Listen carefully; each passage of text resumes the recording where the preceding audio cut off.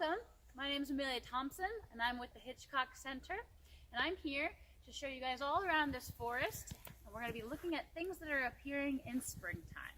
We'll be looking under some logs to see who lives there, and we'll be looking at all these other things that kind of pop out now that it's getting a little warmer. And when I'm done here, I encourage you to get outside, do it yourself. Come on. All right, I'm standing in front of the Hitchcock Center's vernal pool. Now, vernal pools are very important areas, especially in spring. Actually, they only really exist in the springtime because these shallow places will get flooded with water, and this is where salamanders and frogs and other amphibians will come to lay their eggs. Now, amphibians start their life cycle off in the water. And now that's why their eggs have to be laid in the water, because they start their life with gills and they survive in the water that way. And so right now, I don't see any frogs. If we listen closely, we might be able to hear a wood frog or two. But I bet this pool will be teeming with life very soon. I found myself another vernal pool, and this one does have some active wood frogs. I'm going to try and get nice and close so you can see one. There's one right there at the top. Now, wood frogs, I hope you can see two there. Wood frogs, they're one of those first sounds of spring that I look for. Wood frogs stay almost frozen. I should say frozen. All winter long in the dirt and kind of the muck near the edge of water. They actually freeze their bodies and go totally dormant during winter. And so their very distinct duck-like call is one of the things that tells me spring is really close, because they've unthawed their bodies and they've come out.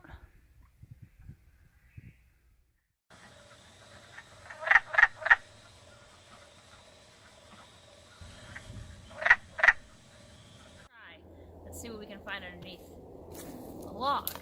Now, you always want to pull a log away from you or towards you, not push it, because you don't know what might come out of it. So I always like to pull a log away.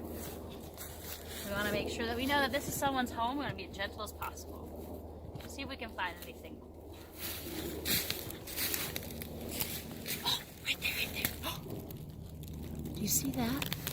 That long, yes, that long red stripe?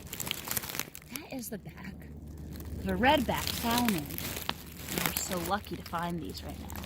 Just a little bit. Now, I'm not going to touch it because salamander's skin, you can tell it's quite shiny. This is very young. It's very shiny, and their wet skin actually allows them to breathe. And so I don't want to be touching their skin to dry them out. I have a tool that you might recognize. All right. Come here a little bit. Oh, wow. That's exciting. You can go out into the forest. You don't need a lot of special materials. You can just use tools that you find in your house. This is a yogurt container that I, had for breakfast this morning. And I washed it out. And I'm going to try and get a better look at our friend over here. So just to gently encourage it to go in on its own way, I'm going to put the cup down. And then I'm just going to try and encourage it to go in that direction. There we go. And so you can get a really nice look at it. Oh, this is an amphibian, local to Massachusetts, the red-backed salamander. And you can find these everywhere, under logs, in other damp places. Remember, they like the damp, the dark, and the moist. And look at this, just to prove my point. There's another one right here. Now, it's true that salamanders can lose their tails. They can drop their tails as kind of a reaction to predators. So if they get caught by the tail by, let's say, what would eat a salamander? A bird, a frog. They can drop that tail and it almost acts as like a little worm wriggling around in the animal's mouth for a minute. And that gives the salamander time to get away. But every time I get to see these, I've seen so many, but I feel so lucky. I'm gonna say goodbye to them. There you go. Off you go.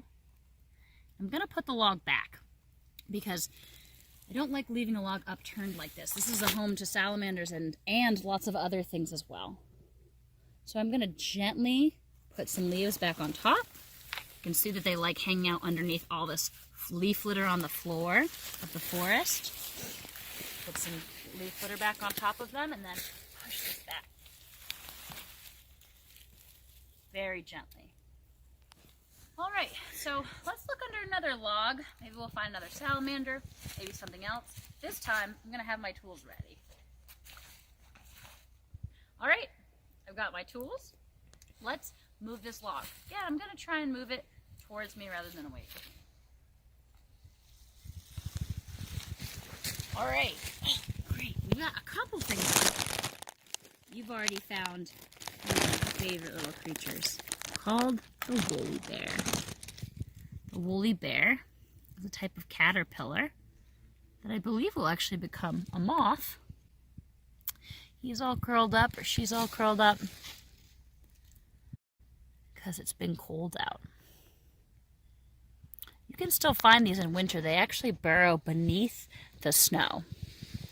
Now, if it was warmer, this is one of those caterpillars that if you're sure you've identified it right, with the black top and tail and this kind of amber middle, it's all right to hold. They're very gentle and they don't have any hairs that would irritate most people. Doesn't look like this particular caterpillar is interested in unraveling anytime soon, and I'm not going to force it. Okay, I'm going to put him back. There you go. I don't see any other invertebrates under here, which is a pity. Again, I can dig around a little bit with my spoon. It is still quite cold. In another month or so, there'll be lots of action down here.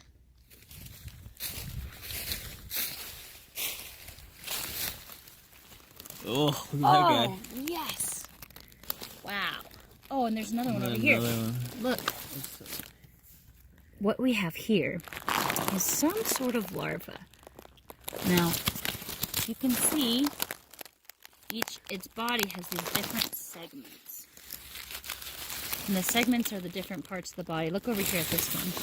Do they have those little indentations starting from the back? And then they only have 6 legs. So it tells me it's an insect, and this might be an insect at the beginning of its life cycle. So this is some sort of larva, perhaps a beetle larva. I don't want to get too close or touch it with my hands because it might bite or sting. You can see at the back that there are these 2 pieces of the body called the cerci, and those can sometimes be used for defense. Let me go get my spoon.